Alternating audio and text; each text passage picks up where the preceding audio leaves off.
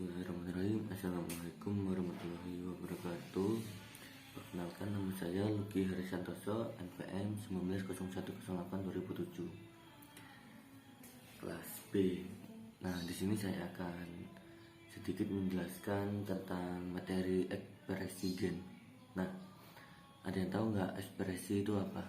Ekspresi gen itu apa? Nah, ekspresi adalah penerjemah, sedangkan gen adalah kode-kode.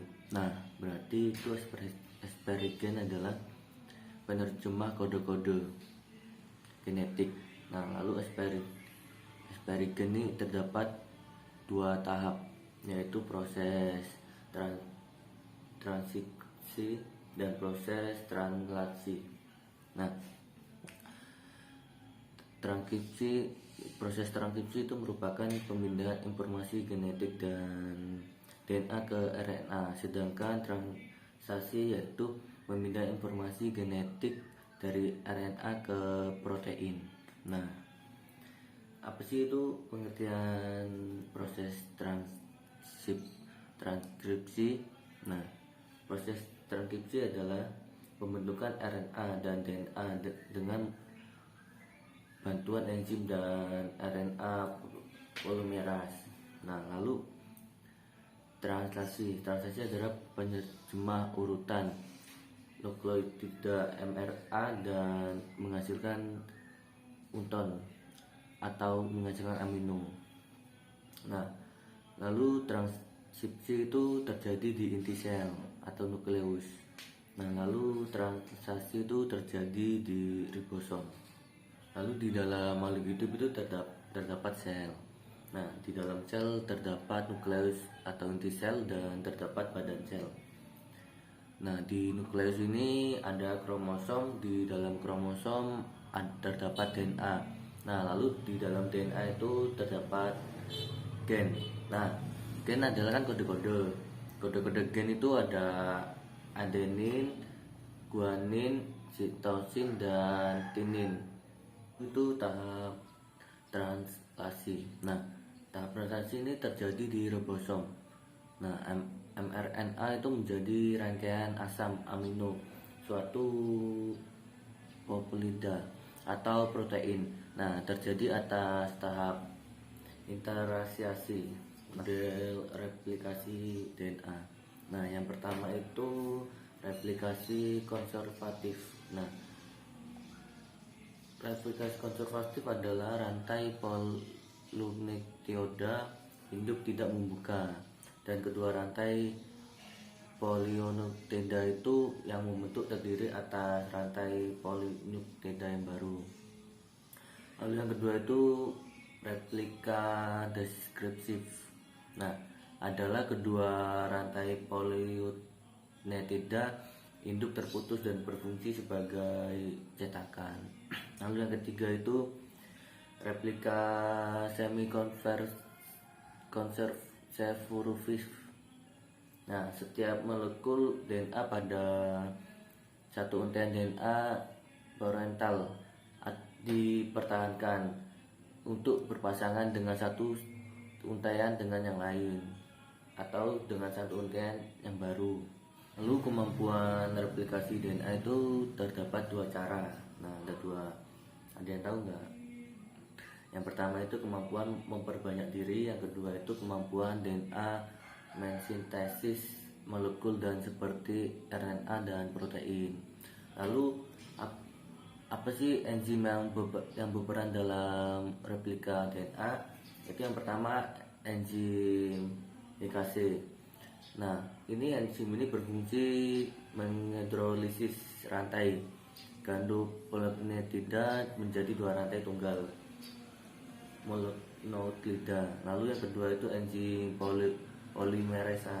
Nah, enzim ini berfungsi untuk merangkai rantaian mononukleotida menjadi bentuk DNA baru. Lalu yang ketiga ini enzim ugase. Nah, enzim ugase ini berfungsi untuk membuang ulir tunggal DNA. Lalu itu ada mekanisme replikasi DNA. Nah, yang pertama ini iniliasi atau pengenalan awal replikasi yang dilakukan oleh protein DNA. Polimerase dihasilkan dengan gen dan DNA. Lalu yang kedua itu terbentuknya replikasi. Nah, kemudahan replikasi ini seperti garpu atau rantaian terbuka. Bentuknya ini seperti garpu. Lalu dalam pembelahan sel ada beberapa tahap, yaitu yang pertama profase, yang kedua metafase, yang ketiga itu anafase, yang keempat mitosis, yang kelima itu telofase. Nah, awal proses ekspresi gen adalah transkripsi dari informasi genotip yang disimpan di dalam molekul DNA yang menghasilkan 3 jenis molekul RNA asam ribonukleit. Nah, 3 jenis molekul ini, yang pertama ini RNA duta atau mRNA. Lalu yang kedua RNA transfer atau tRNA. Lalu yang ketiga RNA ribosom atau tRNA. Bukan rRNA. Dan bahasa DNA. Nah, pasangan bahasa komplementer ini ada A sama dengan T dan C sama dengan G, merupakan sifat terpenting dalam struktur DNA. Lalu struktur DNA dinyatakan dalam pasangan yang basah. Nah, pasangan basah berperan dalam pewarisan sifat dan pengaturan sifat. Nah, replikasi DNA adalah proses penggandaan rantai DNA dan RNA di dalam hidup sel melalui beberapa tahap, yaitu tahap pertumbuhan awal sel, yang kedua tahap replikasi kromosom atau DNA, lalu yang ketiga tahap pertumbuhan sel, lalu yang keempat pembelahan sel. Nah, sekian sedikit penjelasan dari saya tentang ekspresi gen. Untuk lebih jelasnya, mari kita lihat video berikut ini. Sel merupakan unit dasar penyusun makhluk hidup. Di dalam sel terdapat nukleus. Nukleus mengandung genom. Pada manusia, genom dibagi menjadi 23 kromosom. Kromosom mengandung untaian panjang yang disebut gen. Gen terdiri dari DNA yang mengikat histon. Gen merupakan bagian dari tiap DNA. DNA dapat membuat protein ketika DNA itu ditukar. Ada saatnya DNA menempel pada enzim. Di enzim, rantai double helix dari DNA akan terbuka melebar dan terpisah menjadi rantai DNA yang di atas dan di bawah. Pada saat DNA menempel pada enzim, tiba-tiba datanglah nukleotida mRNA yang bergerak dari luar ke dalam mengikat nukleotida DNA pada rantainya paling bawah sesuai dengan kode genetiknya. Proses pengikatan tersebut akan menyusun nukleotida mRNA menjadi rantai yang disebut mRNA. Proses ini disebut transkripsi. mRNA berfungsi sebagai template protein. mRNA sebelum translasi akan terjadi penghapusan atau penambahan mRNA. Kemudian, mRNA akan bergerak keluar dari celah nukleus ke ruangan membran sel menuju ribosom dengan cara berenang-renang secara bebas di cairan sitoplasma. Kemudian, tiba-tiba datanglah satu ribosom dengan satu ribosom yang lain mendekat dan mengikat mRNA. Ribosom akan membaca pesan mRNA dengan menyediakan rantai yang berikatan dengan amino yang disebut tRNA dari luar. Amino mengandung 20 jenis asam yang berbeda-beda disebut sebagai asam amino.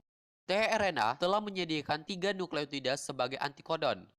Sewaktu-waktu, kodon mRNA akan membaca antikodon tRNA dengan pengikatan yang berurutan secara triplet. Karena tRNA dibaca triplet saja, akibatnya asam amino yang sesuai urutan antikodon tRNA akan mendorong kodon mRNA. Lalu terjadilah pengikatan antara asam amino yang terlepas dari satu tRNA dengan asam amino dari tRNA yang baru. tRNA yang baru mendorong mRNA, sehingga tRNA ikut terdorong. Akibatnya, tRNA yang tidak melepaskan asam amino, akan terjadi pengikatan antara satu asam amino dengan yang lain. Hasilnya, asam amino yang tersusun membentuk rantai yang disebut sebagai polipeptida hingga keluar dari ribosom. Proses ini disebut dengan translasi. Jika translasi telah selesai, maka polipeptida akan terputus. Kemudian, polipeptida akan berenang-renang bebas hingga lama-kelamaannya melipat menjadi satu dan mengeras yang disebut sebagai protein.